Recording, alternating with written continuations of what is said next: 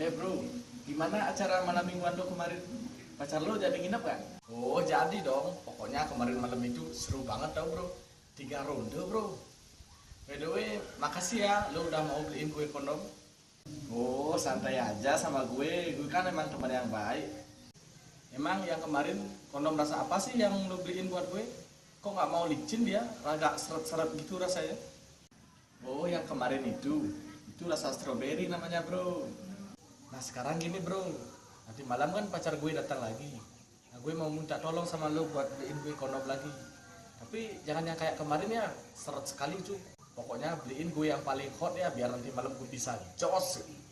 Nah ini kembaliannya lo ambil aja buat beli micin. Oh jadi lo mau yang paling hot? Oke tenang aja, selama ada Budi semua pasti beres. Nah lu tunggu aja sini, gue mau ke apotek dulu. Wah, kok cepet banget loh? Iya, gue kan selalu cepet dalam bidang apapun. Ini nih, gue udah beliin lu kondom merek Putra, kondom impor dari Malaysia. Dijamin hot. Oh, jadi ini yang paling hot. Ntar malam makan gue coba nih. Ya udah, kalau gitu gue pulang dulu ya. Oke bro, kalau udah selesai telepon gue ya. Aduh, perih banget lagi. Gue kipasin dah.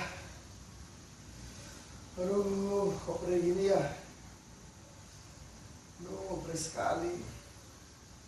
Kayaknya gue harus telepon si Budi nih.